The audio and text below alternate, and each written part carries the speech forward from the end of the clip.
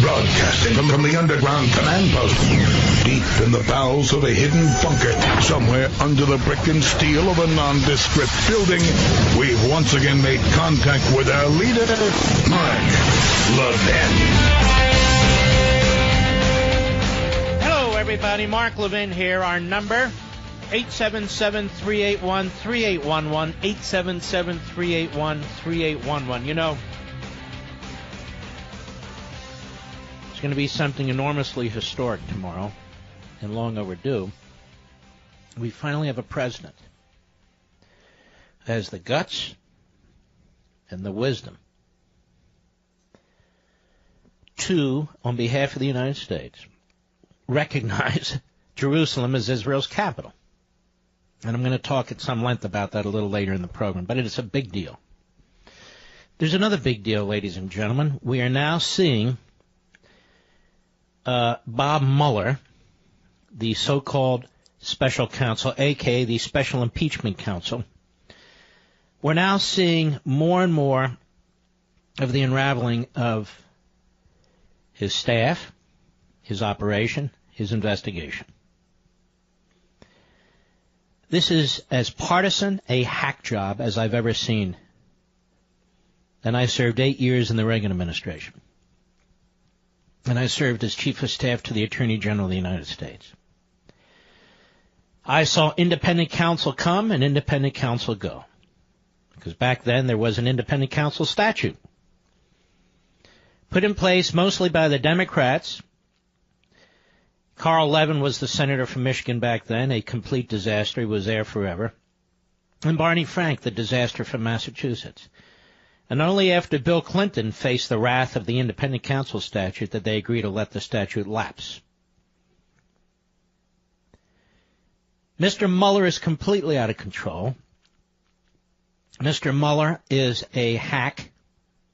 I don't care if he's registered as a Republican or not. What does that have to do with anything? You know, when the man was put up for FBI director the first time, one of his primary sponsors was Barbara Boxer. Did you know that? He'd been U.S. attorney out there in California. I believe it was San Francisco.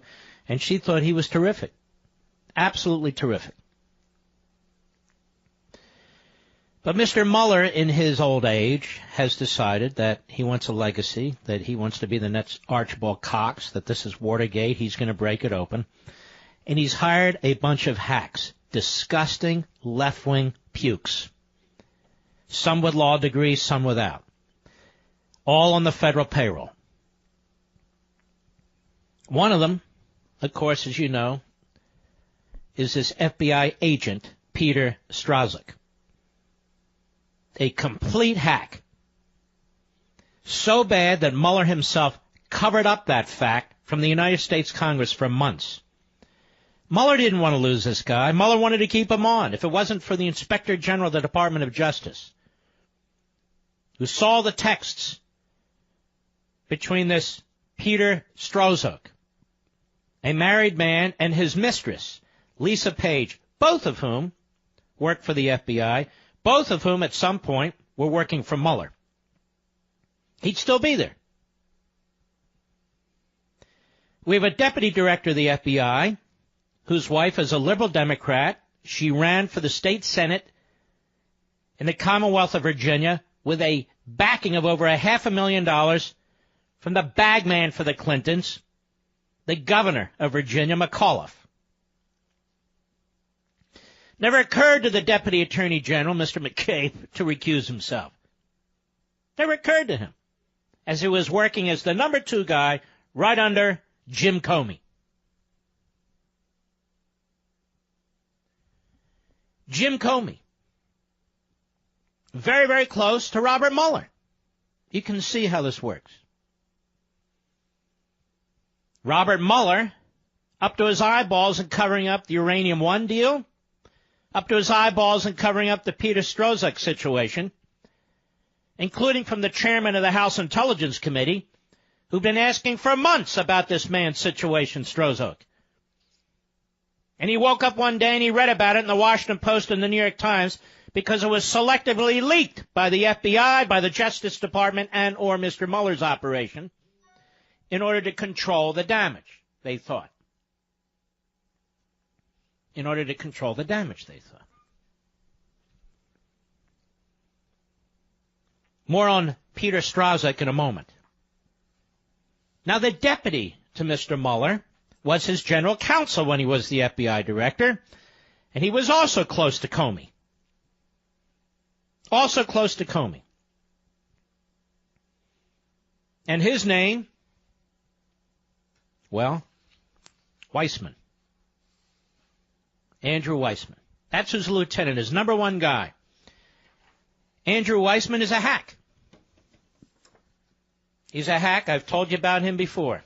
But we'll get into him again. The latest is he praised former acting Attorney General Sally Yates, an Obama appointee, another left-wing hack, you'll remember her, for refusing to enforce President Trump's travel ban. And yet, President Trump's travel ban, at least the second iteration, was upheld by the United States Supreme Court 7-2, and I suspect the first one would have been as well. And he sent an email to Yates for defying the President of the United States. Another liberal Democrat, this same guy, Andrew Weissman, maxed out in his donations to the Obama campaign and the Clinton campaign. And Mueller chooses him as his lieutenant. And what he wrote to Yates was, quote, "I am so proud and in awe. Thank you so much. All my deepest respects." This is what he wrote to Yates on January 30. And that same day, as the Daily Caller points out, Yates told the Justice Department not to defend an executive order banning immigration from 7 nations, an act which eventually led to her dismissal by the president. And these emails were obtained by our friends over at Judicial Watch through a FOIA.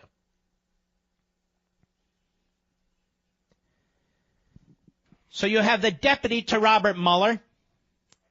You had the chief FBI investigator to Robert Mueller, both of whom are political partisans, both of whom are dressed up as public officials who are supposed to uphold the public trust, neither of whom should be anywhere near this investigation. Anywhere near. Absolutely incredible. Weissman, the number 2 prosecutor, longtime general counsel to Mueller, all of whom are friends with Comey, and the FBI agent. The FBI agent, Peter Strzok. Now, more on Peter Strzok in a minute. Let me tell you about Mr. Weissman. Let me remind you who this man is. This man who was so thrilled that the Obama holdover was undermining the President of the United States and his lawful immigration executive order.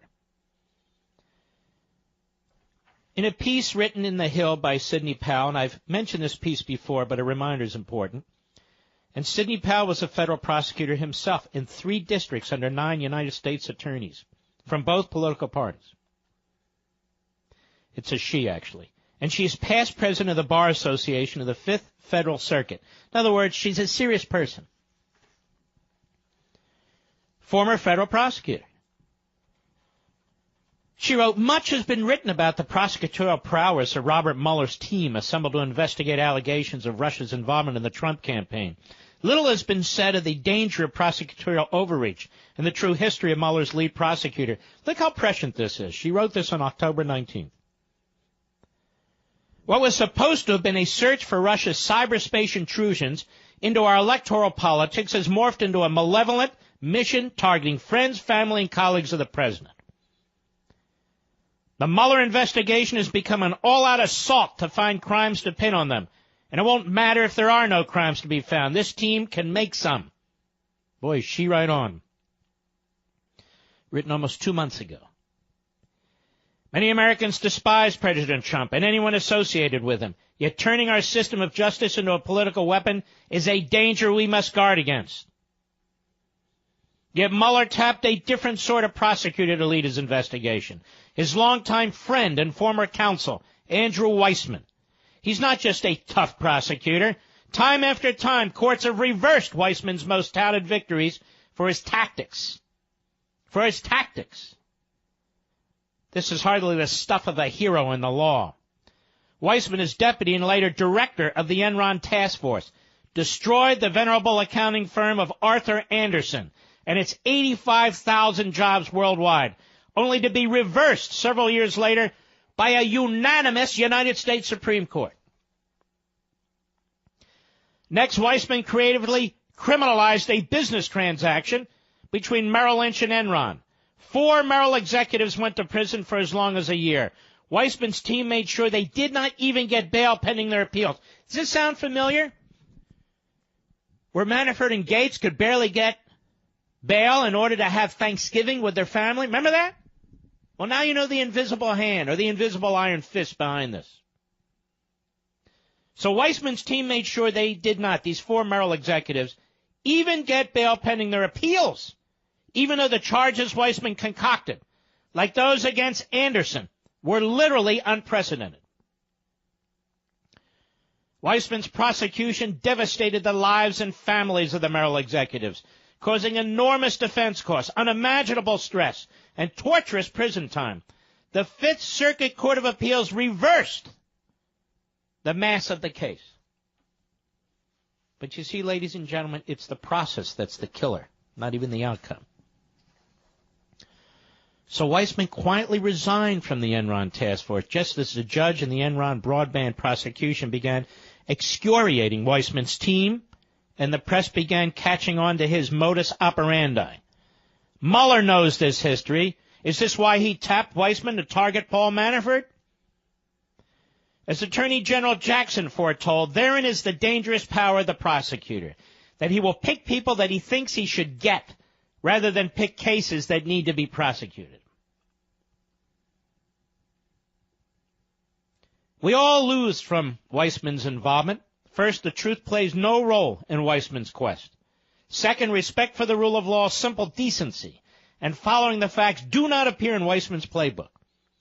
Third and most important, all Americans lose whenever our judicial system becomes a weapon to reward political friends and punish political foes. It's long past the due date for Mueller to clean up his team or Weissman to resign, as a sign that the United States is a nation of laws that are far more important than one Weissman. Sidney Powell, as I said, she was a federal prosecutor in 3 districts under 9 United States attorneys from both political parties. This is the number 2 under Mueller. The number 2 under Mueller. And really the lead prosecutor in the case. Now you see what Michael Flynn was up against. Now you see, like Manafort or not, what he's up against. Now you see what the president's up against. A rogue, out-of-control operation, starting from the very top. Now, that's the prosecutorial side. On the investigative side of the same office, the man who headed it, Peter Strzok. First of all, he's an adulterer. Now, when I worked at the Department of Justice, adulterers were fired. Do you know why? Because they can be blackmailed, particularly if they're in the FBI. They can be blackmailed by the Russians, by the Chinese, by others. So it wasn't a matter of personal, private conduct. It was a matter of utmost concern to the FBI. But apparently not today. Because it took the Inspector General of the Department of Justice, not Mr. Mueller, not the current director of the FBI, to uncover this.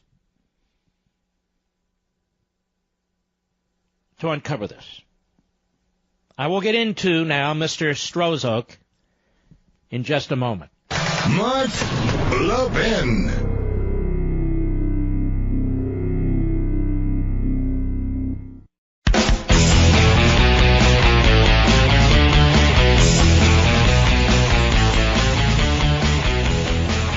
Over at the Daily Caller, Chuck Ross has an excellent piece. Top Clinton aides face no charges after making false statements. This is this guy, Strzok, who threw the Clinton investigation. He threw it just as Comey threw it. The FBI agent who was fired from Special Counsel Mueller's Russia investigation team, although he's in HR, by the way, at the FBI, for sending anti-Donald Trump text messages, and by the way, pro-Hillary text messages, conducted the interviews with 2 Hillary Clinton aides accused of giving false statements about what they knew of the former Secretary of State's private email server. Hear that? False statements. Neither of the Clinton associates, Cheryl Mills and Huma Abedin, face legal consequences for their misleading statements, which they made in interviews last year with former FBI Section Chief Peter Strzok. But another Strzok interview subject was not so lucky. Michael Flynn, the former National Security Advisor, that is, pleaded guilty last week to lying during an interview he gave on January 24 to Strzok and another FBI agent. Circle journalist Sarah Carter reported on Monday that Strzok took part in that interview with the retired lieutenant general. So the guy's involved in the Hillary Clinton interview. He's in charge of the investigation of the Hillary Clinton case on the FBI side. Cheryl Mills and Huma Abedin give absolutely misleading statements about what they knew. They get a pass. Meanwhile, he's involved in the Michael Flynn interview in this phony collusion investigation, a.k.a. an impeachment investigation. And in that case, they charge Mr. Flynn. At the time, Strzok was the FBI's top investigator in the fledgling investigation into Russian interference in the presidential campaign. He was appointed to supervise that effort at the end of July 2016, just weeks after the conclusion of the Clinton email probe. CNN reported on Monday that as the FBI's number 2 counterintelligence official, he signed the documents that officially opened the collusion inquiry. He signed the documents.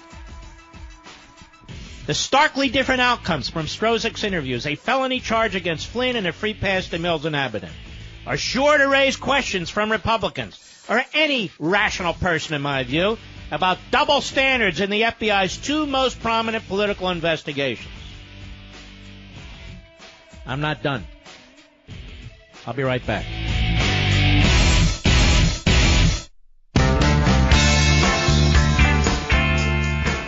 This is the nation's town hall meeting, and you can join in at 877-381-3811. Mr. Strzok, the lead FBI investigator, the reason why Mr. Mueller wouldn't tell Congress about this man's transgressions, the reason why Mr. Mueller covered up for Mr. Strzok and ran interference for him against members of Congress.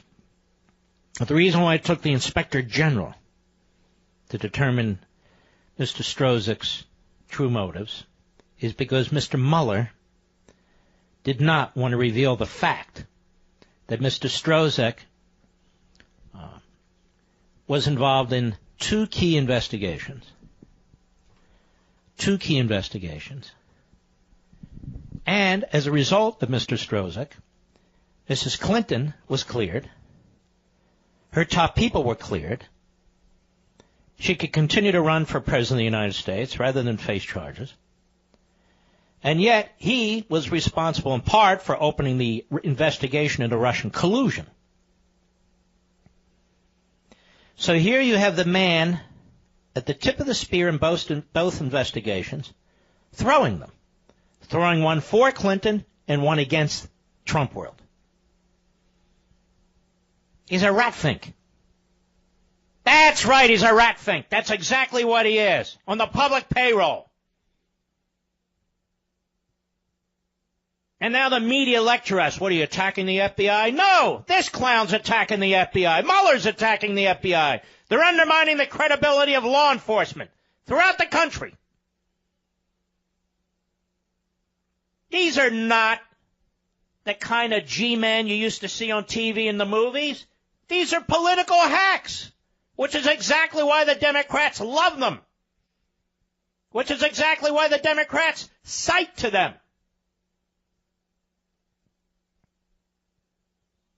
This Strzok was also a prominent part of the Clinton investigation, so much so, as they write in the Daily Caller, that he conducted almost all of the most significant interviews in the case. Along with Justice Department Attorney David Loeffman, Strzok interviewed Clinton herself on July 2, 2016. The pair also interviewed Mills and Abbott and two other Clinton aides, Jake Sullivan and Heather Samuelson. Summaries of the interviews, known as 302s, were released by the FBI last year. Now, a review of those documents conducted by the Daily Caller shows that Mills and Abbott told Strzok and Loeffman that they were not aware of Clinton's server until after she left the State Department. Mills did not learn Clinton was using a private server until after Clinton's Department of State tenure, reads notes from Mills, April 9, 2016 interview. Mills stated she was not even sure she knew what a server was at the time. Abbott also denied knowing about Clinton's server until leaving the State Department in 2013. The notes say Abbott did not know that Clinton had a private server until about a year and a half ago, when it became public knowledge. That's what she said in the interview. But undercutting these denials are email exchanges in which both Mills and Abbott either directly discussed or were involved in discussing Clinton's server. Mills and Abbott were also involved in an August 30, 2011 exchange in which State Department official Stephen Mull mentioned that Clinton's email server is down. And in January 9, 2011 email exchange, Cooper told Abbott and the Clinton server had been malfunctioning because someone was trying to hack us. And it goes on and on and on. They were familiar with the server, they knew what a server was, and they knew her server was private. But no charge. There's direct evidence. Direct evidence. But no charges. Strzok's role in the Clinton and Russia investigations took on a new significance after the bombshell revelation. The FBI veteran exchanged politically charged text messages last year. He was kicked off Mueller's team over the summer after the Department of Justice Inspector General discovered that he sent the messages to Lisa Page, an FBI lawyer, and his mistress. A watchdog had been investigating the FBI and DOJ's handling of the Clinton email matter. Page, his mistress, also worked on the Mueller team for a short time over the summer. The D.C. also discovered that Strzok's wife, a Securities and Exchange Commission attorney named Melissa Hodgman, has a strong pro-Clinton bias. Her Facebook account shows she's a member of groups called We Voted for Hillary and Thank You Obama.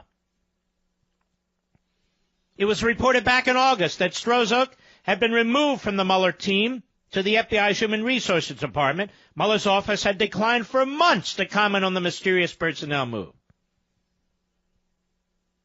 Now, here's also an important point. It was also revealed this same guy, Strzok, was the FBI agent responsible for softening the language that Comey used in his July 5, 2016 statement closing the Clinton investigation.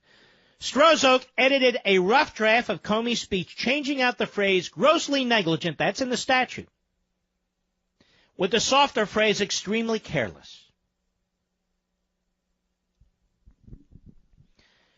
This is the same operation, the Mueller operation, that leaks and leaks and leaks. Leaks to the New York Times, leaks to Politico, leaks to the Washington Post, leaks to the left. Just as James Comey leaked, they leaked too. Weissman, Strzok. There are several members, other additional members of the Mueller team who are strong supporters of Obama and Clinton, donated money to their campaigns. This is the team Mr. Mueller put together. This is why, whatever you think of Paul Manafort, the conduct, with guns drawn, the FBI going into a 1,600-square-foot condo while his wife and he are in bed at 6 in the morning, absolutely unnecessary. Fighting bail in front of a federal judge so he can't even celebrate Thanksgiving with his family? What the hell's that all about? And in the case of General Flynn, as one of his friends or associates said, he pled because he was financially broke, he was emotionally broke, and his family had had enough. And notice, he went after Flynn's son. You don't hear any more about Flynn's son, do you? That's Weissman. Weissman, or better put, Weissman. Weissman. That's Weissman. with his fascistic tactics. Real prosecutors who understand their jobs understand that they're supposed to seek the truth. You're not out to get people. You're out to get the facts. Now, ladies and gentlemen, if Mueller were a real prosecutor, other than an iron-fisted hack, he'd close this operation down. You want to know why? Because not in any of the cases he's brought, whether indictments being challenged or plea agreements, not one case involves collusion with Russia during the campaign by the Trump world. He hasn't found any, because there isn't any. And that should have been the beginning and the end of it. After 6 months, 8 months, that's what he should say. You know what? We looked, we didn't find anything. But that's not what he's doing, as I've explained time and again. Upon his appointment, the day after the election, this isn't about getting to the truth. It's not about uncovering real crimes. It's about destroying the presidency of this president. That's what it's about. Now, Mr. Strozok, by Heavy.com, he led the probe into possible ties between the Trump campaign and Russia. He's accused of sending disparaging text messages regarding Trump. But I want to ask you some other questions. Why shouldn't Mr. Mueller, Mr. Weissman, their entire team of prosecutors, be required to release their tax returns for the last 10 years? So we can see whether they practice what they preach. Why doesn't Mr. Mueller release his tax returns so we can see what associations or conflicts he might have? How about Mr. Weissman? How about if he's required to release his tax returns? I mean, after all, they're special, these special counsel. Have they been complying with the letter, every dot and tilly? Have they been complying with the Internal Revenue Code? I would like to know, wouldn't you? Are they public officials? Yes. Their financial statements don't tell us enough. They've looked at Manafort's taxes. They've looked at Gates's taxes. I'm sure they've looked at Flynn's taxes. Everybody's demanding Trump's taxes. What about Mueller's tax returns? What about Weissman's tax returns? Matter of fact, what about Strozok's tax returns? All these men can be blackmailed by the Russians. All these men can be blackmailed by anybody if they haven't followed the rules and the law. So why wouldn't we know? Why shouldn't we know? We, the American people. Well, we ought to know. Now there's this. Cut 12, Mr. Producer, audio 12 from Bloomberg, a news reporter, Stephen Aarons. Go. Stephen, why hasn't Deutsche Bank just handed over these documents? Well, what they've said in the past, the Democrats in Congress have been pushing for Deutsche Bank to release those documents in a while. But Deutsche Bank has always said we can't. It's a confidential client relationship. What documents? What documents? What do they want? What do the Democrats want? What does Mr. Mueller want? They're talking about Trump's bank, one of his banks. They're talking about Trump's banking records. The Democrats want Trump's banking records, like the good communists they are. Mr. Mueller wants Trump's banking records, according to Bloomberg. And, of course, the Bloomberg news agency, they never lie. They're always 100% accurate. Go ahead. These documents, we need a formal request from Congress or now a subpoena. Now they have it, and I guess now they're releasing them. Is it to Deutsche Bank's interest to actually release these documents? Might it eventually... All right, that's enough. So what they're saying is they've been subpoenaed. President Trump's records from Deutsche Bank, a German bank, by Mr. Mueller's operation. But there's one problem, ladies and gentlemen. Sarah Huckabee Sanders was asked about this at a White House briefing today. Cut 8, go.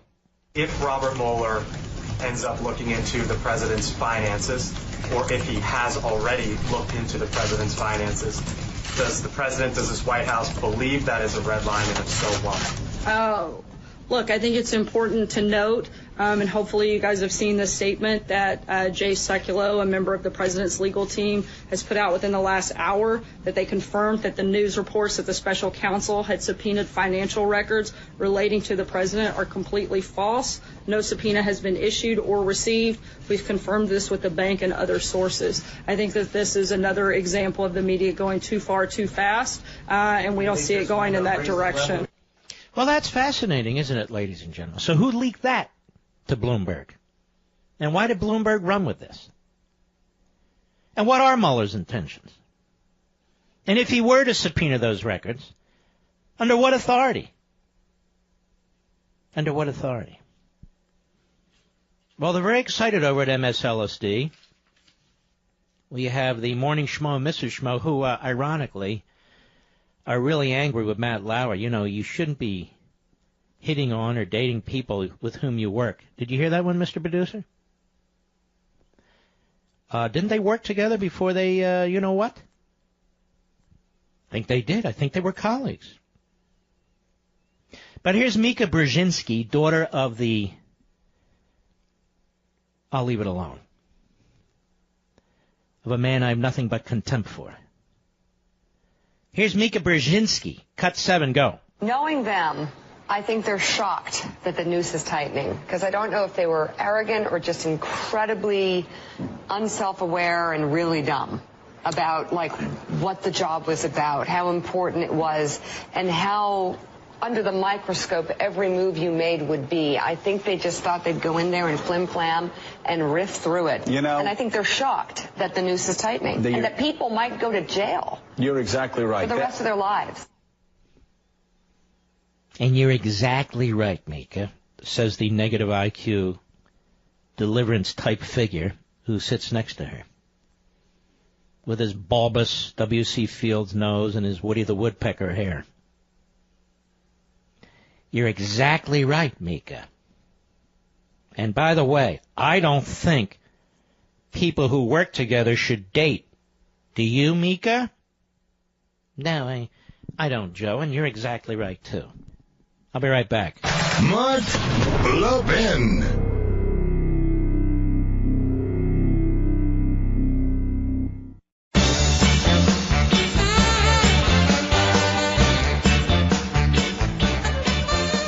The FBI and the special counsel obstructing Congress's oversight responsibilities, if not flat-out misleading Congress.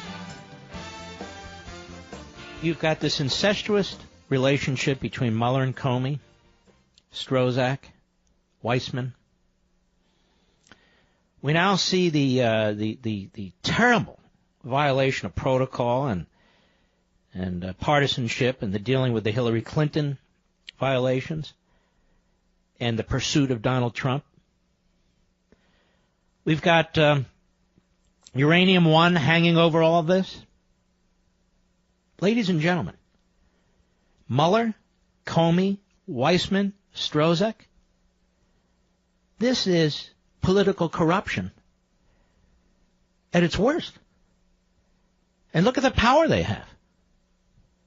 Enormous power. Introducing the brand new Genucel Droopy Eyelid Treatment. Here's Mary from Fort Collins, Colorado. I don't believe everything I hear, so I tried this eye lift on my right eye. The next day at work, everybody said my right eye looked better. I couldn't believe it.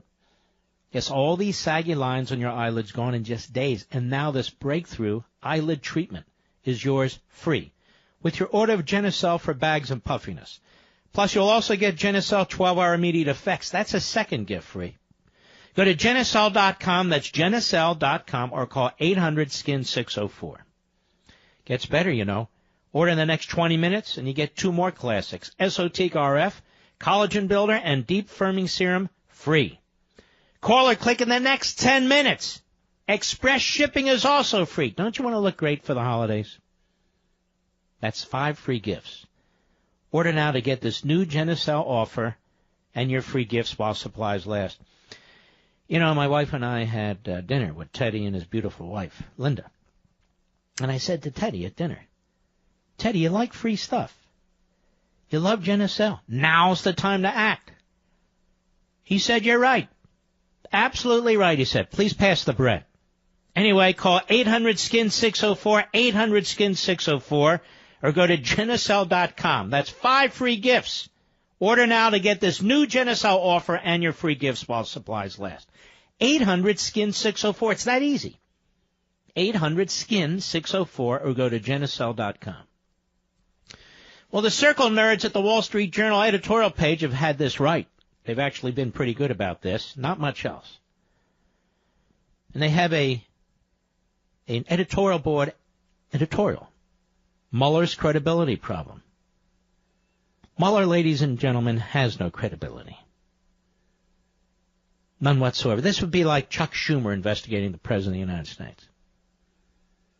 It would be like Chuck Schumer investigating the President of the United States. You had McCabe, the deputy director that I talked about. Strozak, who was the head investigator whom I talked about.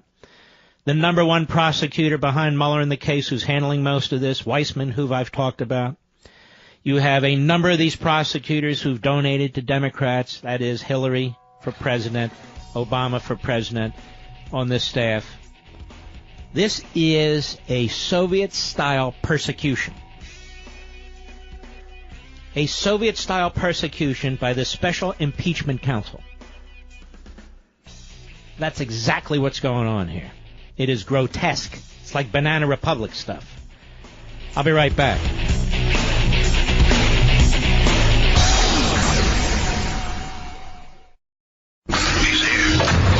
He's here. Now, broadcasting from the underground command post, deep in the bowels of a hidden bunker, somewhere under the brick and steel of a nondescript building, we've once again made contact with our leader, Mark Levin. Hello, everybody. Mark Levin here. Our number, 877-381-3811, 877-381-3811. On this program, we not only have the guts, we have the common sense to go through this logically and discuss it in plain English. And I know this sounds weird, but do you realize the other hosts listening to this program, recording this program, transcribing this program, it's really pathetic. Use the same phraseology, the same arguments. It's okay, but I was trained differently. Back to Mr. Strozak. They're calling him Stroke or whatever they're calling him on the air. I don't know how to pronounce it. S-T-R-Z-O-K. He's the number 2 official in the Counterintelligence Division, but he was charged with leading these investigations. Do you know he was the key figure, or a key figure in the chain of events when the Bureau in 2016 received the infamous anti-Trump dossier and launched a counterintelligence investigation into Russian meddling in the election that ultimately came to encompass FISA surveillance of a Trump campaign associate, according to Fox News?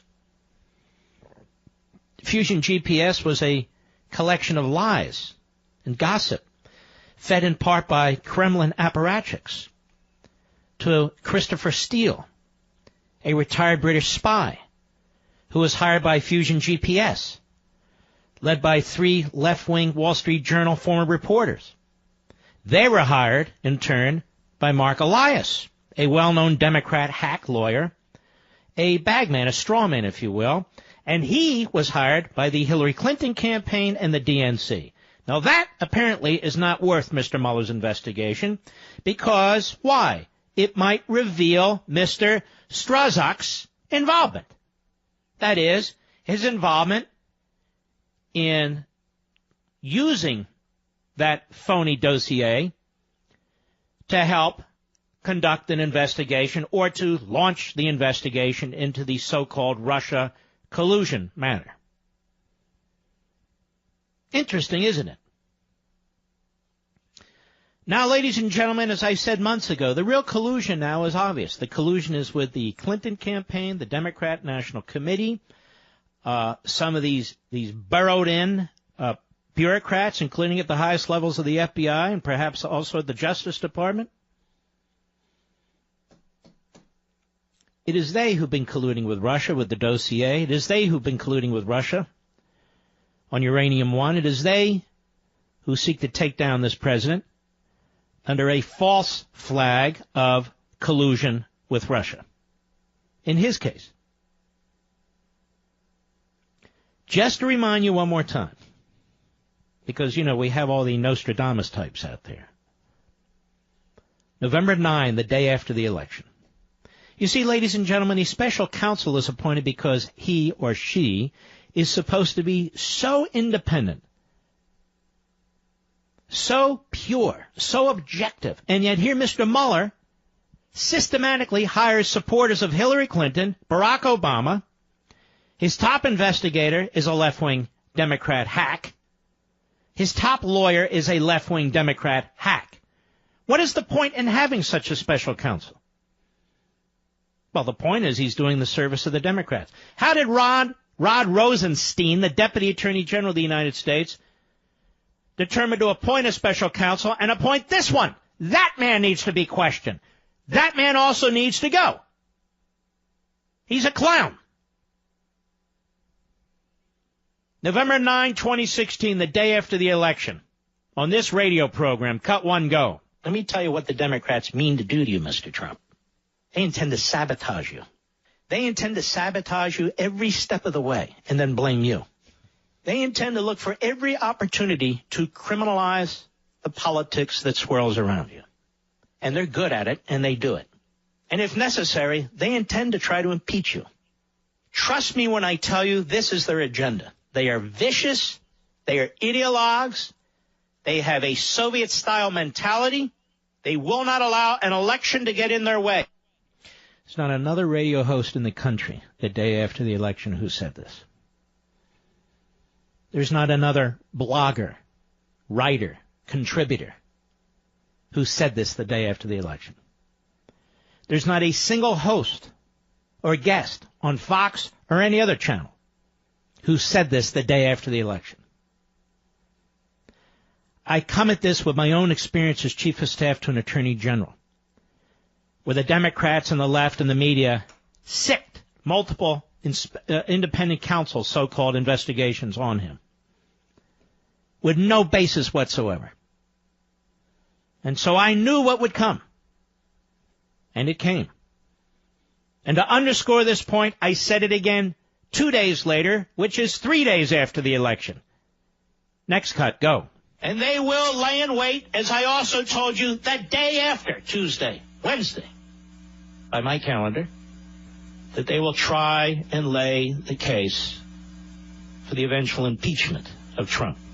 I'm quite serious about this. You watch. Mark my words. Circle the date on the calendar. Wednesday passed. They're going to spend the next 2 years, after maybe a month or 2 or 3 or 4 of smiling as they sharpen their knives, they're going to spend the rest of the 2-year period doing everything they can to create scandal, to create controversy and provocation. Anybody who serves in this administration is going to be fair game.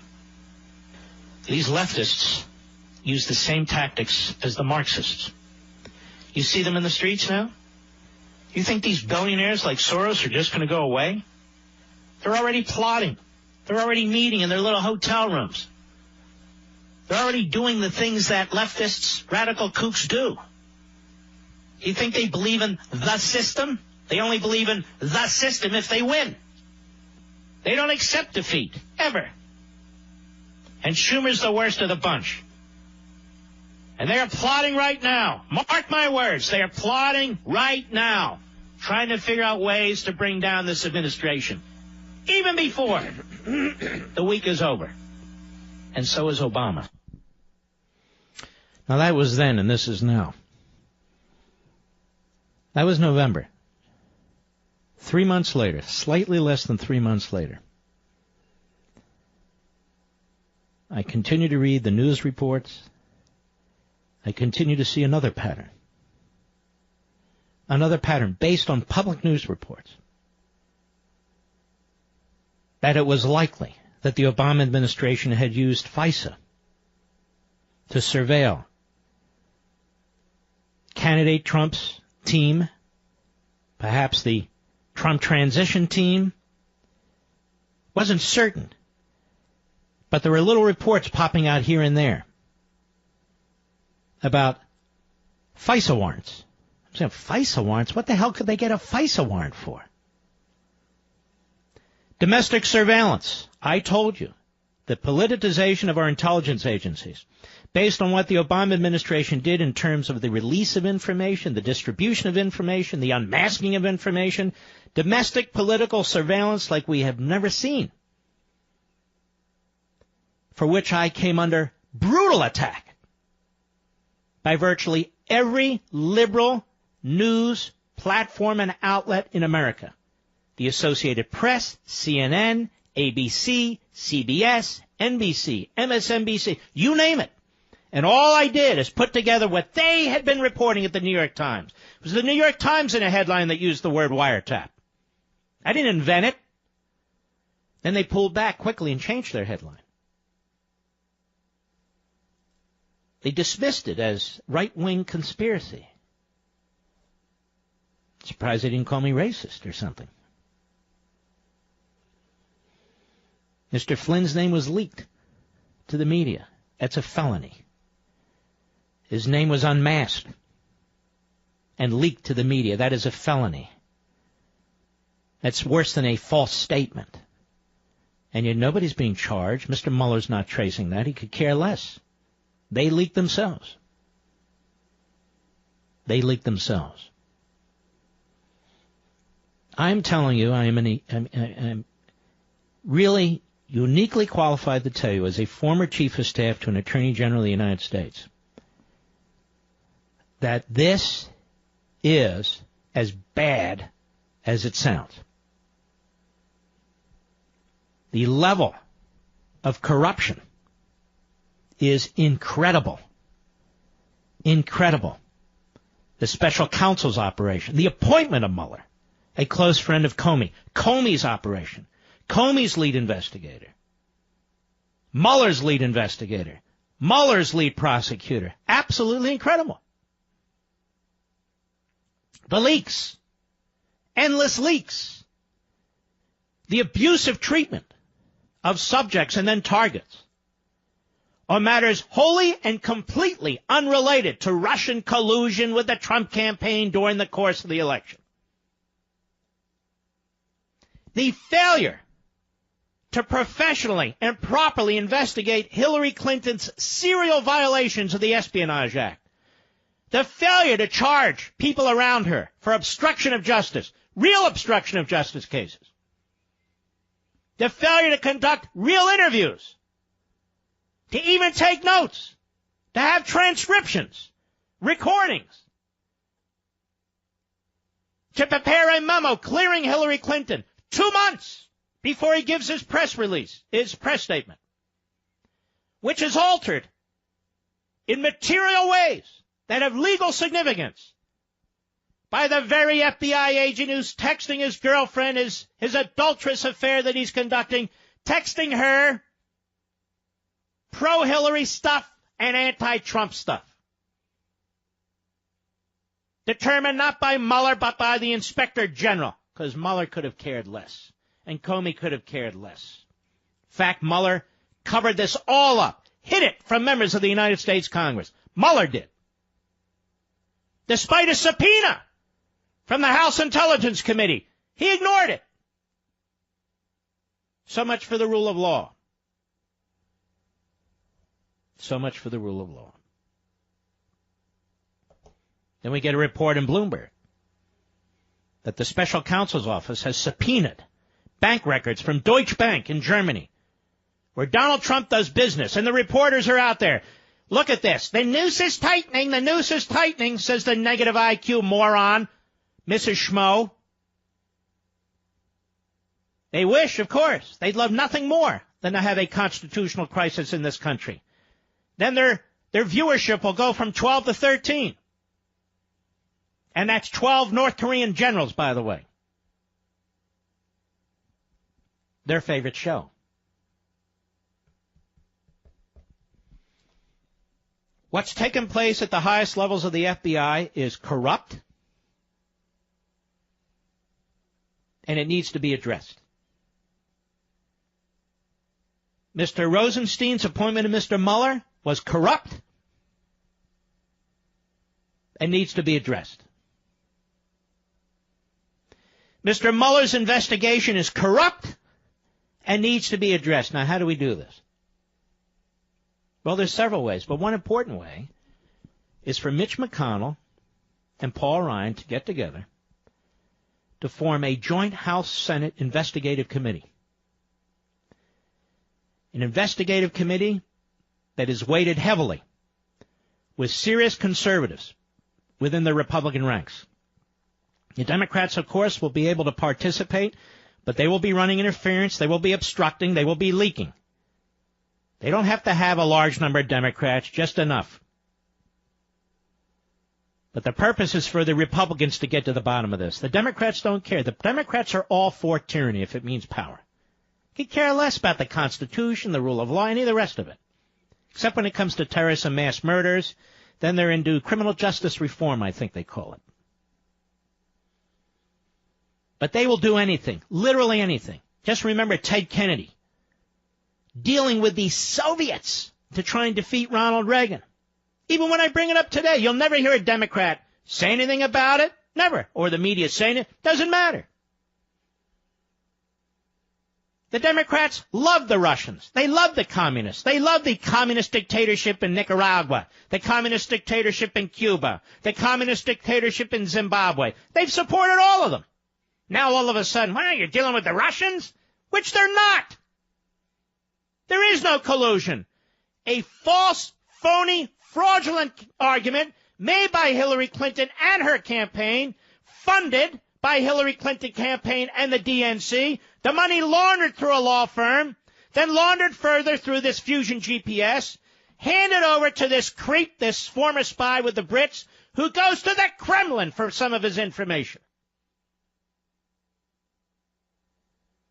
Then, this wife-cheating FBI agent who's leading the investigation, he uses that dossier in part, as the reports go, to help launch the Russian collusion investigation,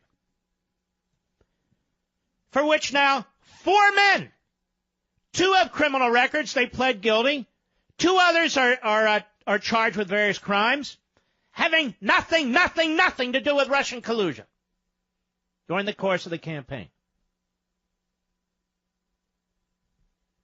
I am passionate about this because I believe in the rule of law. I am passionate about this because I believe in the legitimacy of elections, and I reject these silent coups. A phrase that I have coined that is now spread. I understand it was used on Fox repeatedly last night. Good. I understand other radio shows. Good. I'm too busy to focus on all this, on what's going on this station or that station or who's saying what. I'll be right back. Mark Levin.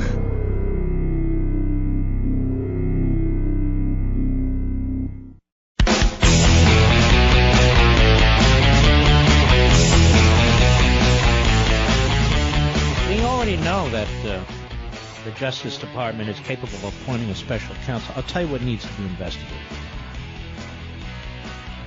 The conduct of the Federal Bureau of Investigation at the top levels, former Director Comey,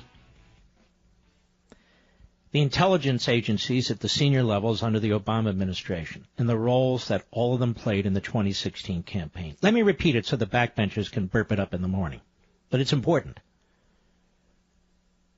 We need a special counsel, and we know Mr. Rosenstein's capable of making such appointments, but in this case, even Mr. Sessions, despite his recusal, he can do it. We need a special counsel to investigate the roles of the FBI, former FBI Director Comey, senior officials in the intelligence agencies during the Obama administration, and their roles in the 2016 campaign. This is a massive scandal. A massive scandal. I raised it in March, and I'm raising it again as more and more evidence of this becomes available. You know, folks, we're only touching the surface here. You and I, we don't have subpoena power. We don't have investigative power. And yet, piece by piece, information is revealing itself. What role did they play in the 2016 election? I'll be right back.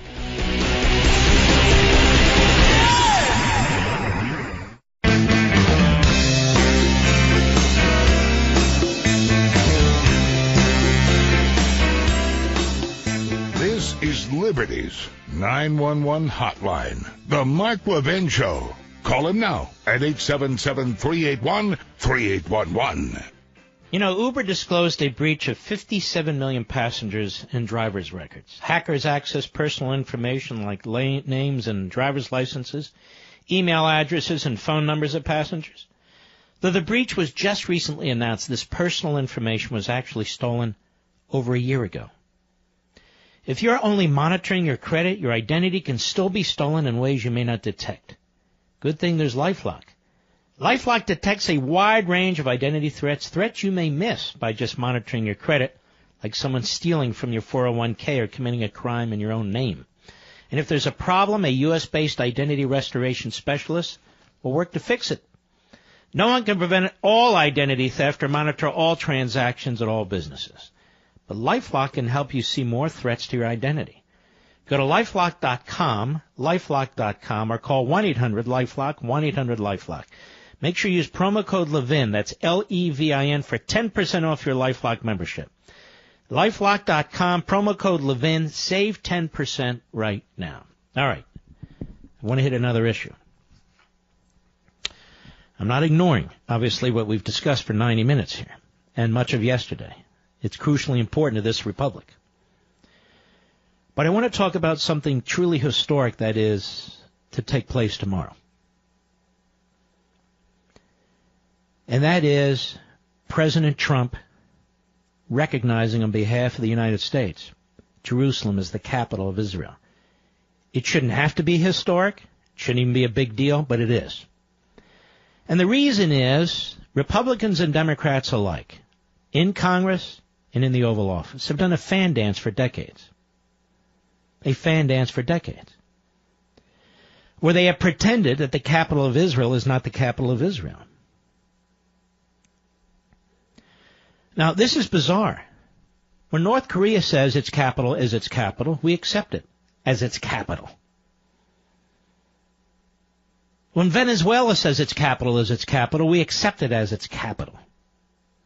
When Iran says its capital is its capital, we accept it as its capital. When Israel says its capital is Jerusalem, well, we got to have a debate, we got to have a discussion, we got to organize, we got to wait, we got to see, I don't know. Oh, it's even worse than that. The Arabs might get upset, the Palestinian Arabs might get upset, the Europeans might get upset, oh, even Rome might get upset. What are we going to do? And then there's the vaunted peace process, which of course has brought peace for all these decades. You can't do that. 151 countries in the United Nations essentially denounced what Donald Trump is about to do. Not a single European country endorsed it.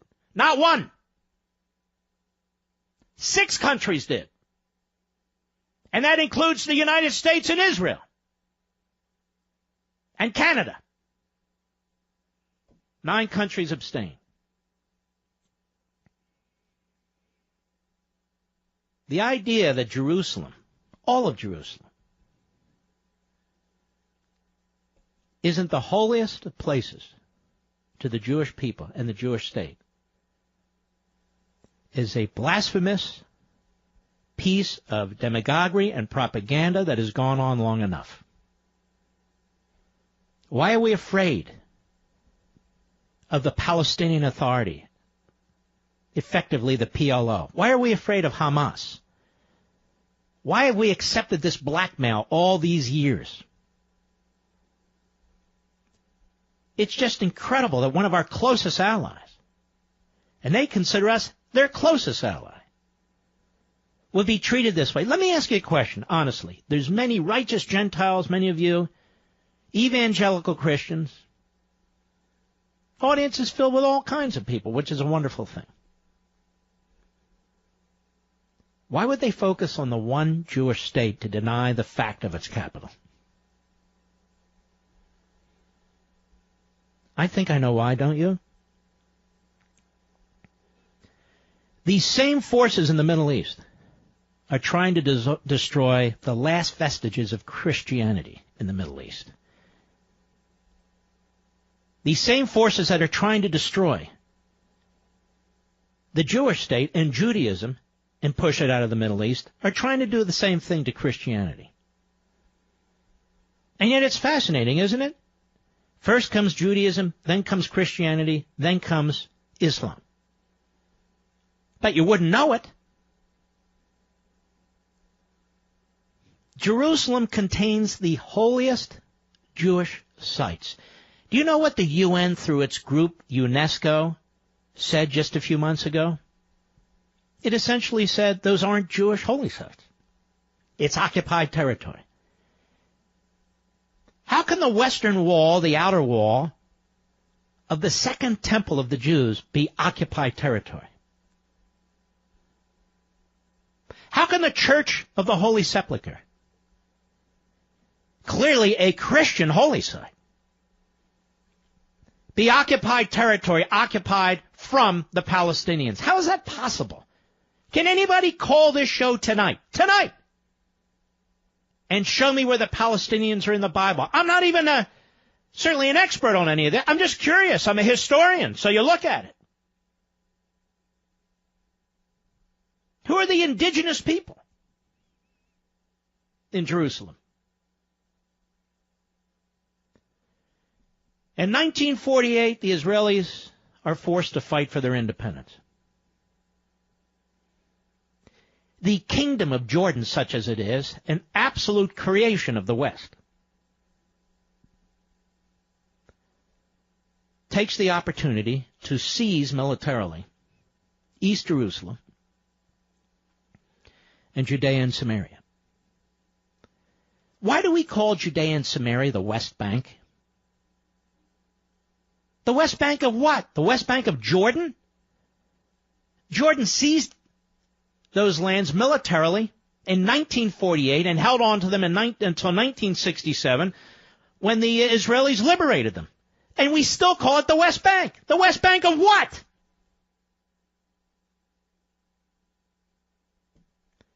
What exactly is the claim of the Palestinians on Jerusalem? Especially East Jerusalem. What is the claim? The first temple was built there, destroyed by the Babylonians. A few hundred years later, the second temple was built there, destroyed in a brutal battle with the Romans. 1 million Jews lost their lives. Way back then. Tens of thousands were nailed to crosses. Tens of thousands of more were taken into slavery. Brutalized, just as ISIS has brutalized. There were no Palestinians there. In fact, there were no Muslims there. None. Not one.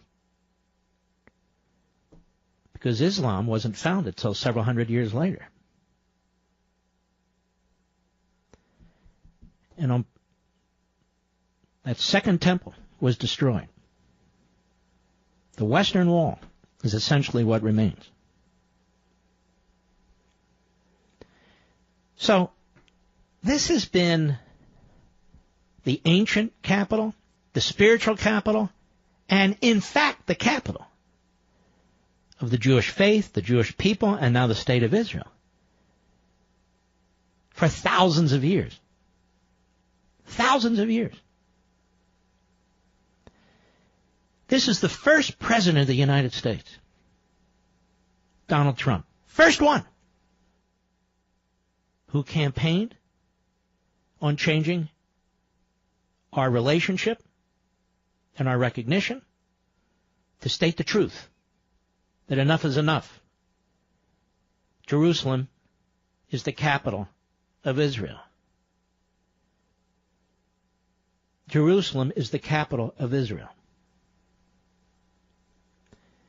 It's always been the holy city. How come there are no debates about Mecca and Medina? Can you tell me that? No debates about Mecca and Medina. Those are said to be the holiest sites of Islam. Well, Saudi Arabia is a made-up country. It's not that old. Made up of Bedouin tribes and on and on and on. But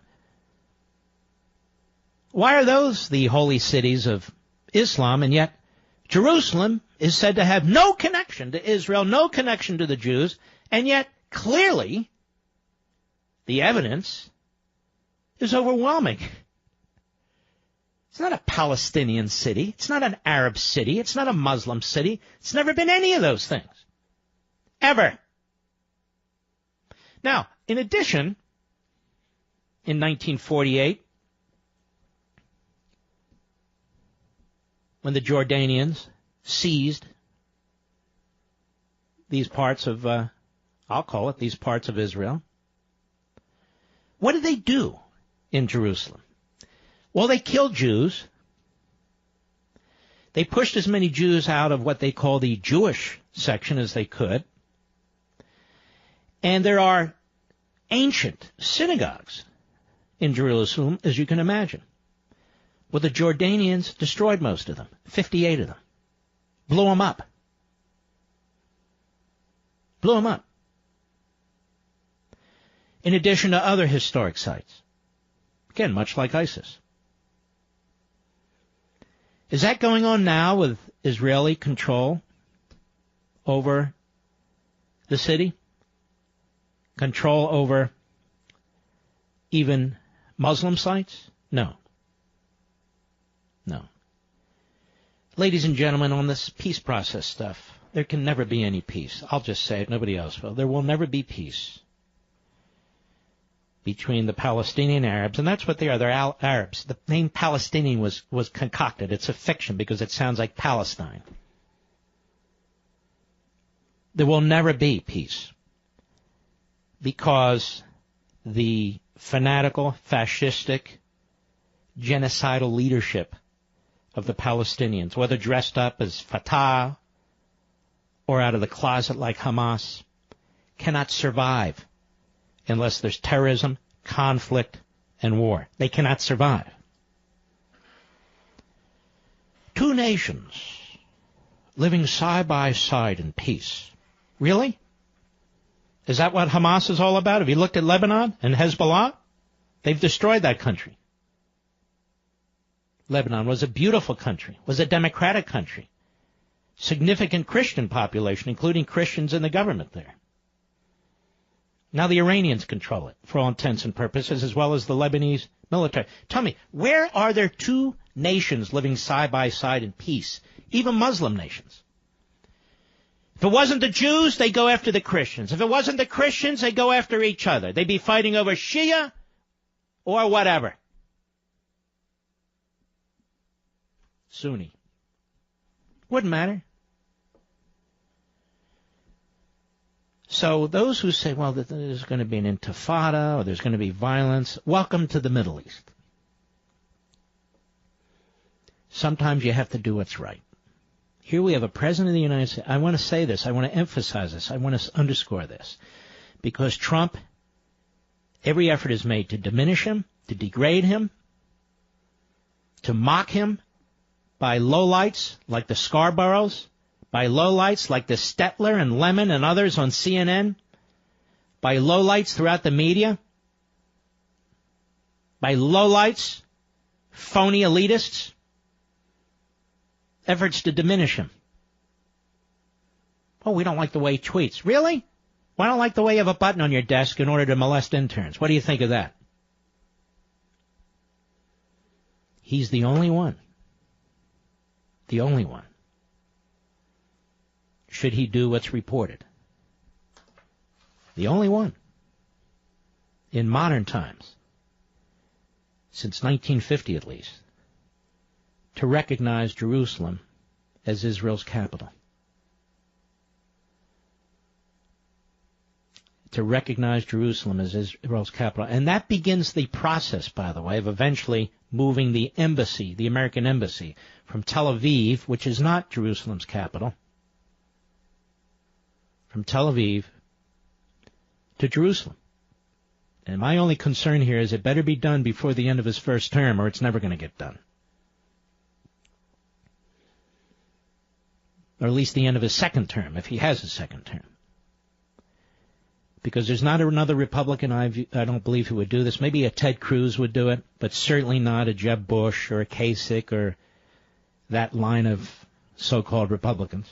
And there's certainly not a Democrat will do it, because the Democrat Party has become increasingly an anti-Israel party, more of a pro-Palestinian, pro-radical element party.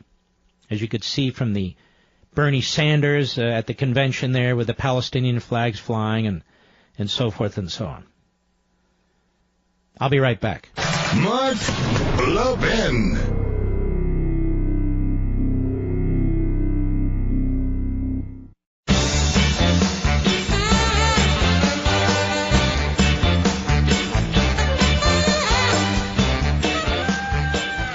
Life is stressful, even worse when the IRS is after you for back taxes. You agonize when they'll show up, seize your bank account, put a lien on your home, or garnish your wages. It was even worse for Lori. Lori was engaged, but knew bringing $25,000 of IRS debt into the marriage was not the way to start her new life. So Lori did something really smart. She called the pros at Optima Tax Relief. Optima stepped between Lori and the IRS, analyzed her case, and uncovered some game-changing facts that allowed them to settle her case in her favor. When Optima told Lori that her IRS problems were over, she called it the happiest call of her life, and her wedding was back on. You should do it too. Optima has resolved over $500 million in tax debt for their clients. They're A+ rated by the Better Business Bureau. Getting your life back starts the moment you pick up the phone and call Optima for your free consultation. Free consultation.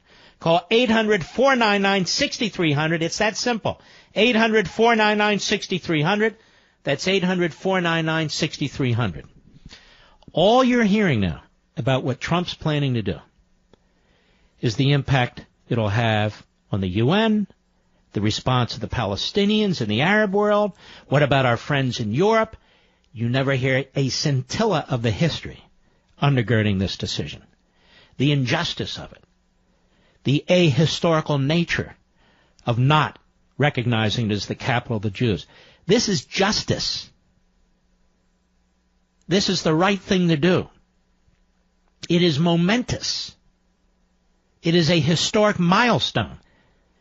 It'll be remembered in the Middle East for centuries to come. It certainly will.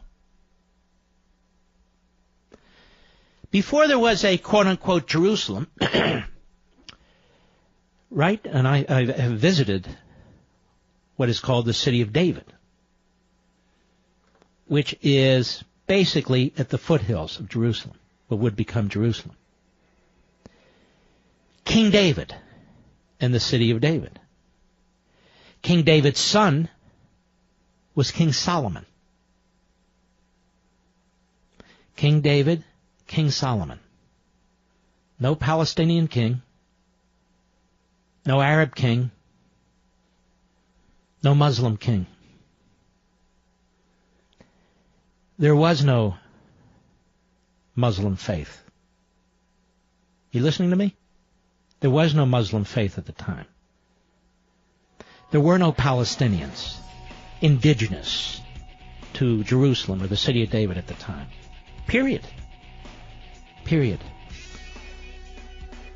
And so I want to salute the president who's about to do something that no president before him in modern times has done, had even considered doing. I'll be right back.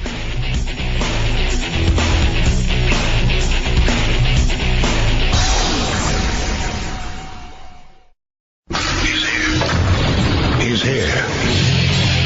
Now, broadcasting from the underground command post, deep in the bowels of a hidden bunker, somewhere under the brick and steel of a nondescript building, we've once again made contact with our leader, Mark Levin.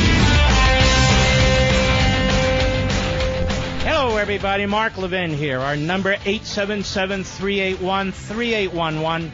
877-381-3811.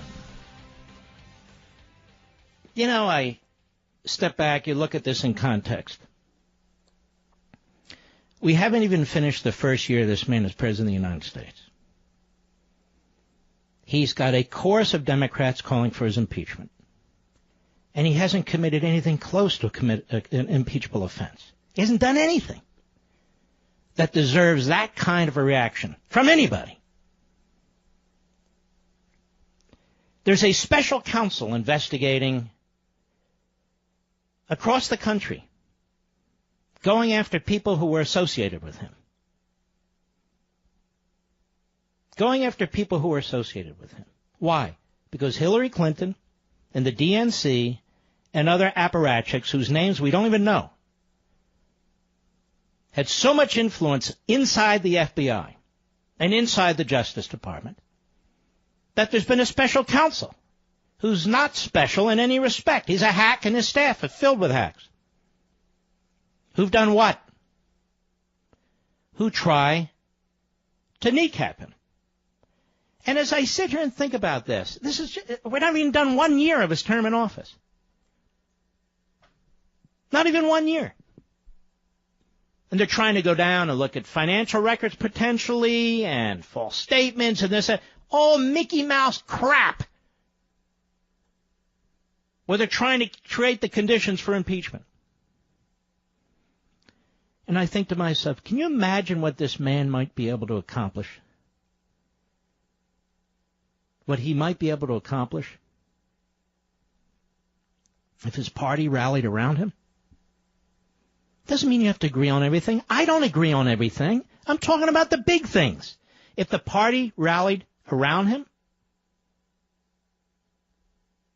can you imagine what this man might accomplish on behalf of the United States, whether it's dealing with North Korea or Iran?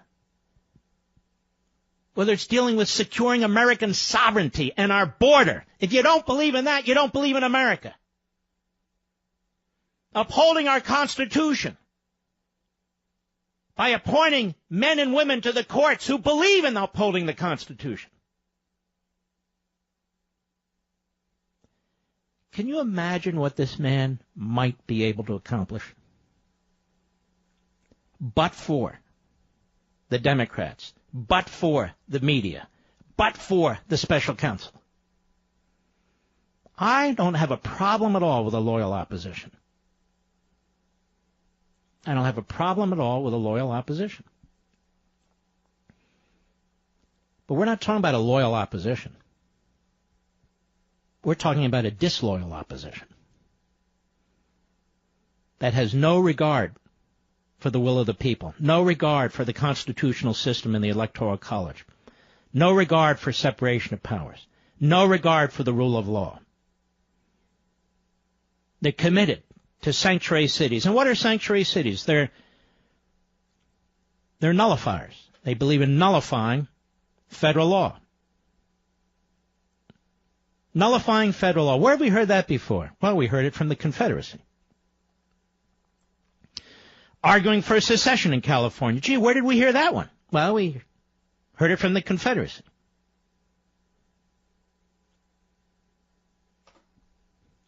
Just think about it. And think about the criticisms of this president. When you watch a show, and I don't, but I see clips, Mr. Producer prepares them. When you see clips or watch a show,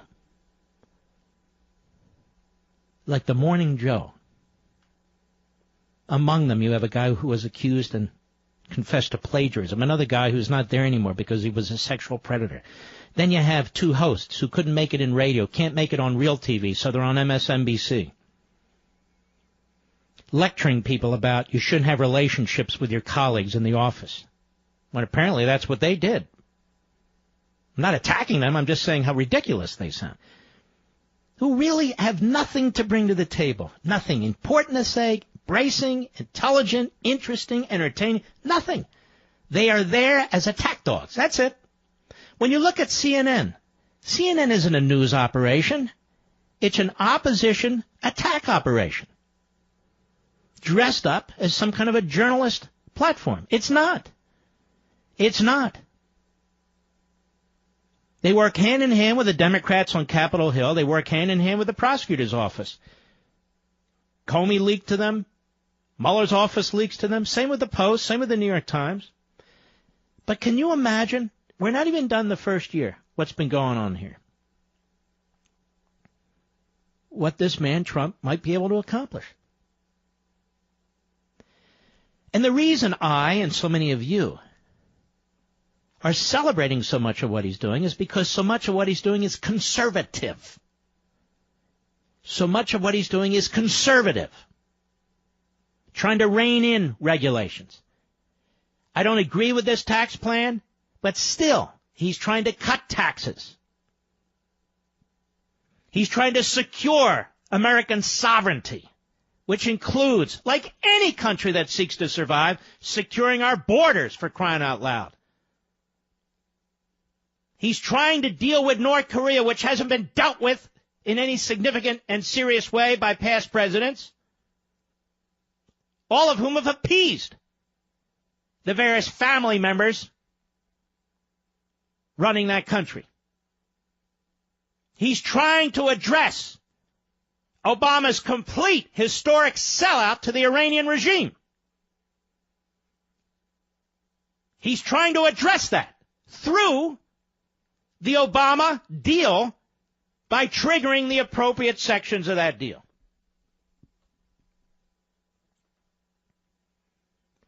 And I could go on. If you're a conservative, you must admit that Donald Trump has been more conservative than you anticipated. Which is why most conservatives, I'm not talking about self-aggrandizing pseudo-conservatives who worked for Bush or self-aggrandizing pseudo-conservatives who are part of the Never Trump movement. I'm not talking about them. They've got their own agendas and their own psychological issues. When you look at this honestly and objectively, and remember, I supported Cruz in the Republican primaries, so I know of what I speak. You have to conclude that Donald Trump is the most conservative president since Ronald Reagan. No, he's not as conservative, but that's okay. He's the most conservative president since Ronald Reagan. There's no question in my mind about that. He would like to build up the military further. They're blocking him. He would like to secure the border, including physical barriers like a wall. They're blocking him. He would like to repeal all of Obamacare. They're blocking him. A president can only do so much if a president actually honors the Constitution, unlike Obama. He's trying to undo what Obama did to some of our lands, our open spaces, which were nationalized by Obama. Across the board, quite frankly. He's doing the right thing. It's not because he's a philosophical conservative. It's not because he's a nationalist populist. It's because I believe that he concludes through his own way of digesting issues and processing issues that the principled, conservative, constitutional, capitalist way is the right way. Again, I strongly disagree with him on protectionism, on trade. But okay, so what? When it comes up, we'll duke it out. Not to sabotage him, but to fight for a better deal. I strongly oppose this tax stuff that's going on in Congress. I do not understand this argument that we're screwing the blue states. That's not the purpose of tax cuts. We don't want to screw anybody. We want to cut everybody's taxes. I don't care how much they earn. That's the goal. That's what Reagan did. I reject this idea that somehow if you camouflage it as going after the blue states, that the individuals and families who happen to live in these blue states and may have lived in these blue states one generation after another when they were red states, that somehow punishing them is good for the country. We're not subsidizing states through our tax code. We're allowing people who have an income, have already paid or already are paying federal income taxes to keep more of their money so they can pay for their home. It's really double taxation. The property tax deduction has been in existence for 100 years. Well, now we're going to stick it to them. Republicans raising taxes. So I reject it.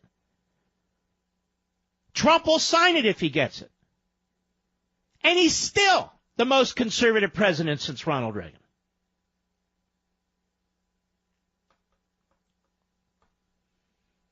There is no way the vast majority of people running for president who were lined up on those various stages in those various debates would have had the guts to do what he's been doing in so many respects. Now, here's the truth. The media, the left, the Democrats, they don't hate him because of the way he tweets. They mock him. They mock him. No. They hate him because of what he's doing. And they hate him because he stopped by his election what was to be the Obama third term. That's why they hate him. Really has nothing to do with his tweets. I mean, they tolerated Bill Clinton's sexual predation. They tolerated Ted Kennedy's drunkenness and his sexual predation. They tolerated Hillary Clinton's multiple scandals. So it's not like the media or the left or the Democrats in Congress have morals or standards. They don't. They want to take out Trump because of what he's doing and what he wants to do. That's why they want to take out Trump. That's why guys like Jeff Flake, who won't even go down in history, won't even be a footnote to a footnote in history. Guy donates $100 to Doug Jones, the Democrat, the leftist running in Alabama. For country, not party, he writes. The idiot. Then don't give money to anybody. But he backs a left-wing Democrat who favors abortion on demand and on and on and on. That's Jeff Flake.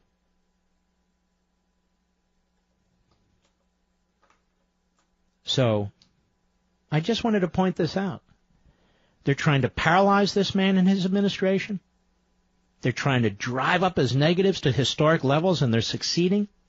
They're trying to ensure that if they can't get him indicted or can't get him impeached or can't cause him to drop out, that they will defeat him in the next election. That's what this is all about.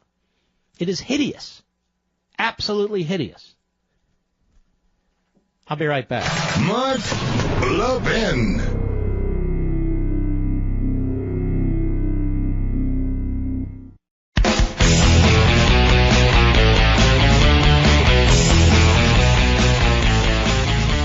How many times is Jerusalem mentioned in the Quran? How many times? Not once. Jerusalem's not mentioned once in the Quran. If Jerusalem is the third or the fourth holiest Muslim site, don't you think it would be mentioned at least once by Muhammad? It's not mentioned once. I'm just telling you things that you won't hear on CNN or read in the Washington Compost or the New York Slimes. Now, the New York Slimes, of course, we know has a little bit of problem with history. The New York Slimes was denying the Holocaust in the middle of the Holocaust, pushing news of the Holocaust to the back pages. How do we know this? Because the New York Times has slapped itself in the face a few times, confessing to such reporting. Tell me, if you're not going to report on the Holocaust in the middle of the Holocaust, why are you still a newspaper? Why does anybody find any credibility in that newspaper? I have no idea. I don't. All right. Let me see who's out there. This show goes way too fast. Oh, the descendants of the Philistines. There you go. I'm not taking that call. There's another dummy. No, they're not the descendants of the Philistines. They're Arabs. No offense. Rovi, San Diego, Sirius Satellite, go. Hi, Mark Levin. First of all, thank you very much for all the good you do. Really appreciate it. All right. I don't know what all good I do, but thank you. Well, pushing forward the conservative cause. So, and liberty, baby, liberty. It's almost never mentioned, but that's where I am. Exactly. So just the reason I called was because of I support moving the embassy to Jerusalem. I wrote an article today in. Hold on now. We're not doing that tomorrow. We're acknowledging and recognizing Jerusalem as the capital of Israel. So this is sort of the forerunner to eventually moving the embassy.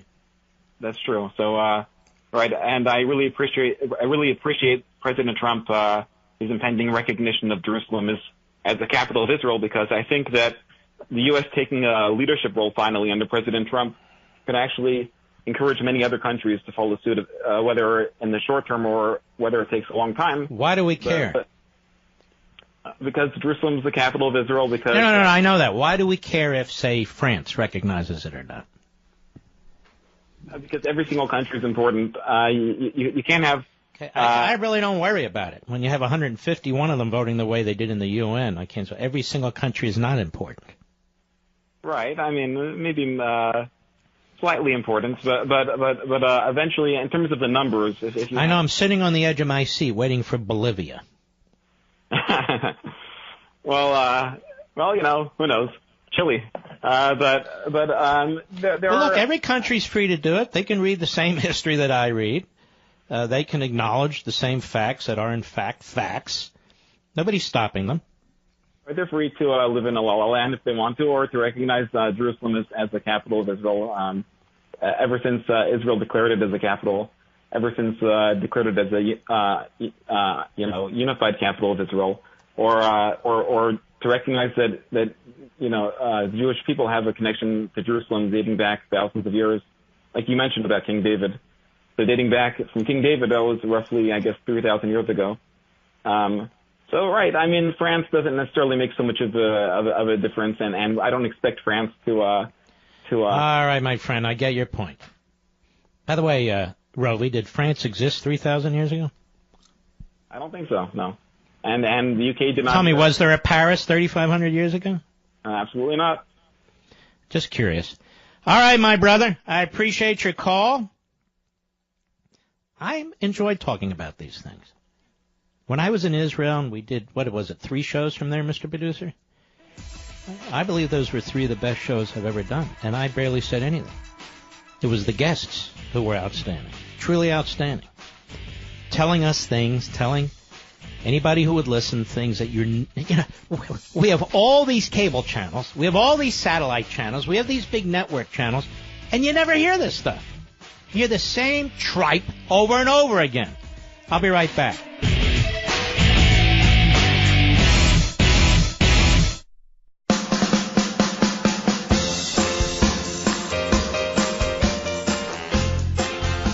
They call him Mr. Right, Mr. Conservative, and Mr. Constitution. But you can call him Mark at 877-381-3811. You've heard me talk about AMAC, the Association of Mature American Citizens, and their conservative efforts on the Hill. But did you know that AMAC is also your resource for all things Medicare? Now that the Medicare annual election period is here, it's the perfect time to visit AMAC's website at www.amac.us. If you're searching for a Medicare plan that meets your needs, AMAC's Senior Resources Network is a good place to start. It's a great place to start. With access to multiple A-rated insurance companies, AMAC is able to deliver you choices. More than that, AMAC has knowledgeable, licensed agents who will take the time to answer all of your questions, explain your options, and help you choose a plan that suits your individual needs. Personalized Medicare guidance from licensed, certified professionals, plus the ability to choose what's right for you. Another reason why AMAC is better. So don't wait. The Medicare annual election period runs through December 7th. Last time I checked, today is what, December 5th? That's this Thursday. The deadline is this Thursday. Speak quickly and speak to a trusted, licensed AMAC agent to discuss your needs. Learn more at www.amac.us. www.amac.us. That's www.amac.us. You really need to hurry now. Time's running out.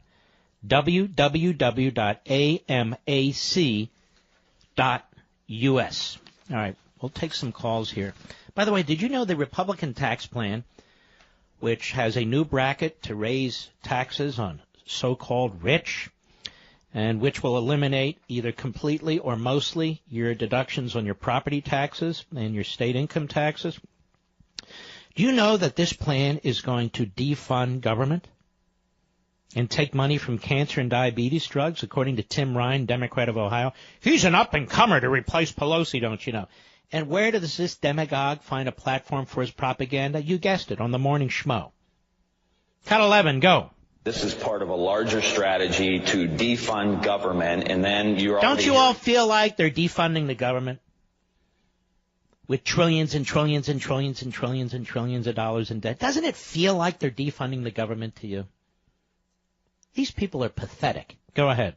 Jordan and some of the others in the Congressional Freedom Caucus, the Tea Party caucus, saying, look, we got to cut spending. You hear it from Orrin Hatch saying, look, we don't have money for the children's health insurance program, which is to provide health insurance for poor kids. So they're already starting that argument of defunding. Oh, look, we don't have the money. Now we can't make these domestic investments. That's enough. This is why some days I think there's no hope. I think there's no escaping an economic disaster, which will lead to a constitutional disaster and sink the whole civil society. This is why.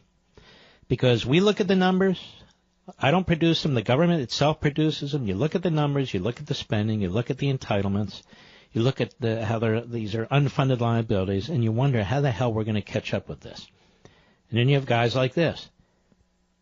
The Democrat Party is so mesmerized by its own ideology that it is steadily moving the country towards the course of destruction. It just is. And any Republicans who go along with it are equally responsible. Al, Belle Isle, Florida, Sirius Satellite, go. Hey, Mark, with all of the political shenanigans and political hacks in the FBI at the upper reaches, and while I'm a supporter of law enforcement, they help keep us safe and keep everyone in order for the most part. I have to really think about if I ever got approached by an FBI agent or if someone I knew got approached by an FBI agent wanting information, I would have a hard time cooperating with any such law enforcement under the circumstances and the hacks that I see at the upper reaches of the FBI. I hate to say it, but I think they have just poisoned the entire FBI, and I have really no confidence in the agency. I have a lot of confidence in the men and women in the FBI who do the daily work, dealing with the mob, dealing with embezzlers, dealing with all kinds of international crime and so forth and so on. And they work hard, and these are excellent, excellent patriotic Americans. My problem is with this upper echelon, which is politicized, which is corrupt, which is chaining law enforcement all over the country. And we got to clean them out. We really have to clean them out. All right, my friend, I appreciate your call. Let's see. Jeremy, Charlotte, North Carolina, on the Mark Levin app. Go. Hey, Mark, how you doing this evening? Okay. Going just fine. Hey, Mark, I just want to appreciate what you're doing here in the country, here in North Carolina. I was just talking to the call screener. Really believe that the focus about Jerusalem being the capital, being a Christian myself, I mean, historically, it has to be. Simple as that. Mm-hmm. Really, most of us believers who are, Christian, that is, just supporting the Jewish brothers and sisters and saying this is where it You know what? You're so right. Let me tell you something. Righteous Gentiles, evangelical Christians, and so forth are more supportive of Israel than secular Jews. I'm sorry, did I say that? Yes, I did say it. And it's true. Go ahead, sir. Well, even if there is an Ernie Grabotsky out there, he's going to probably believe it too, if he is, all right? So, no, it's absolutely true. I mean, my family and myself, I'm half Hispanic myself. My mom is from Illinois and my father's from Arizona. Now I live here in North Carolina, but I see it all over. And, we know it's right. We know it's true, and that's all we're going to do is keep supporting it. But just appreciate what you've been doing, Mark. Thank you for the books. They've meant a lot to me, and I know my family. So we just want to thank you. Well, appreciate it, Jeremy, and you too. Yep. God bless. Let us continue. Lee, Indianapolis, Indiana, the great WFDM. I've been on that station for 10 years now. It's amazing. Great station. Go right ahead. Denali, good evening. Good evening, sir. As you've gone through and kind of detailed some of the tactics that Mueller and his team have used against the people they're investigating, these, no-knock, pre-dawn raids, kicking down the doors while people are still in bed asleep and all that, it reminded me very much of a topic that you touched on must have been 2 years ago when you were talking about general warrants and the way that the British Crown used those to basically tyrannize the colonists that were there. What we seem to have with the Mueller investigation is not investigating a particular crime. It's an investigation in search of a crime, and if they can't find one, to construct one. Was this kind of what they were doing back at that time? Is this comparable? I think, I have to project, I think the framers would be repulsed by the whole idea that you have. I'm not opposed per se to special prosecutors if their charge is limited and focused, and if the person to whom they report is serious about overseeing them. I mean, it would be silly to say otherwise. I mean, U.S. attorneys aren't in the Constitution either, so an attorney general having U.S. attorneys, or I understand they're created by statute, or an attorney general through regulatory authority being able to appoint an attorney to conduct a specific investigation. That doesn't bother me in the least. What bothers me here is that's not what happened. What happened is the attorney general steps aside. The deputy attorney general buckles to Democrat and media pressure.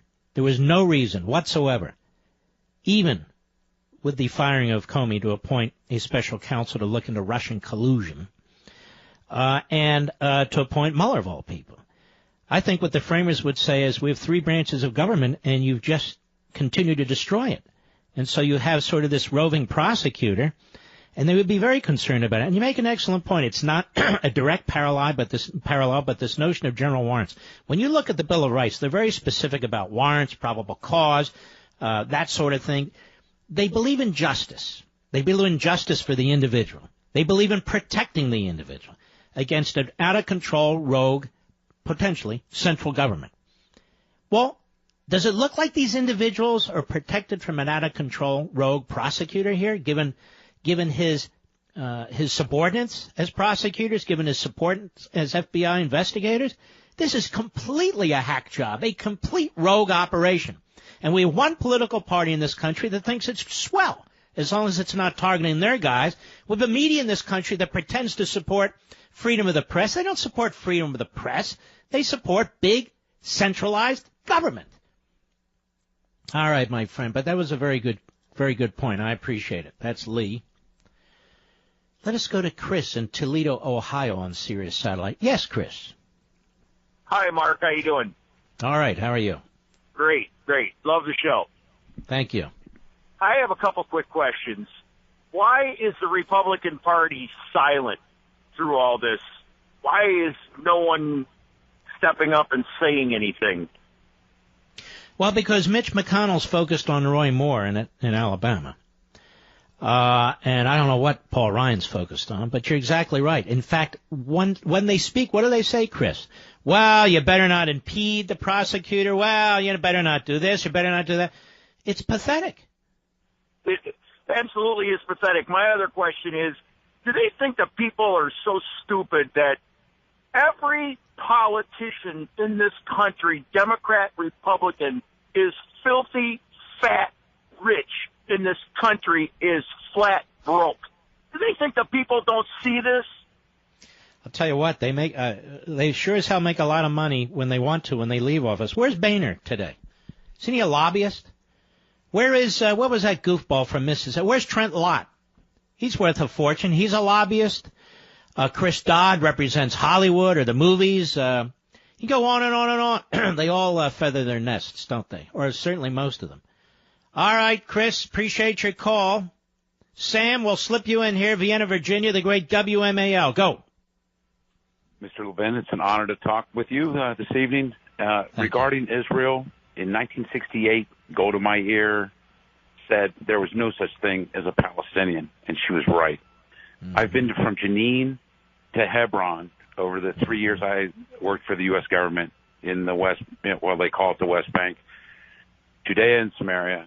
There is absolutely no reason why the entire, what is now known as the West Bank, but I call it Judea and Samaria, should not be unified, because the 45 settlements in the West Bank, Judea and Samaria, are not going to go away, and the settler bypass roads that bifurcate the West Bank are not going to go away. Mm-hmm. Israel right now is 8 miles wide in its narrowest point at the city of Tulkarem.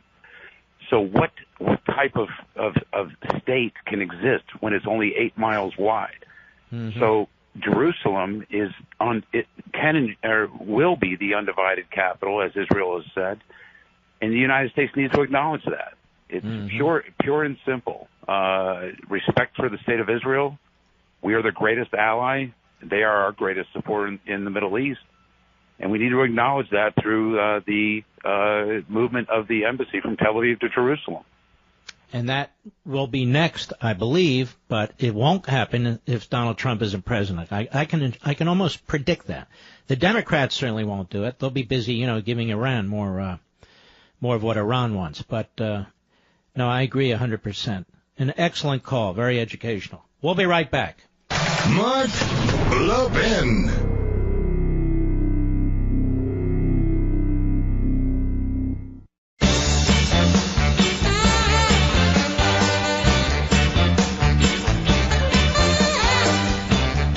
Mark, Portland, Oregon, the great KUFO. Go.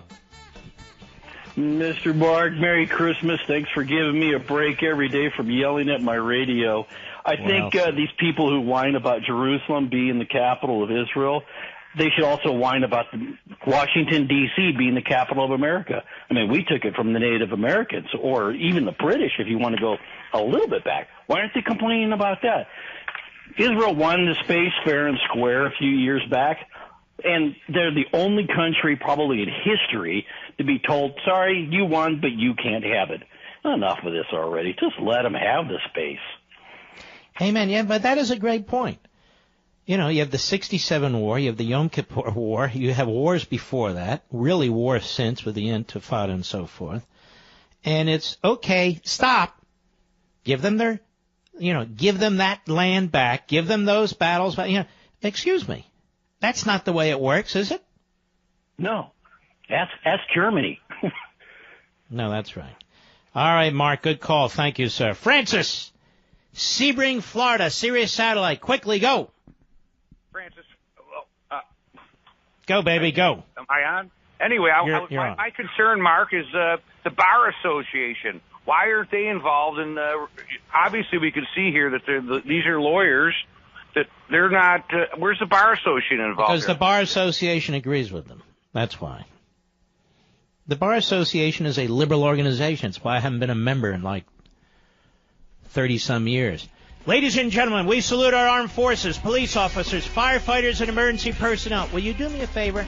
Check out Levin TV tonight. I spend an hour on the issue of Jerusalem and Trump and the history behind all of it. I think you'll find it fascinating.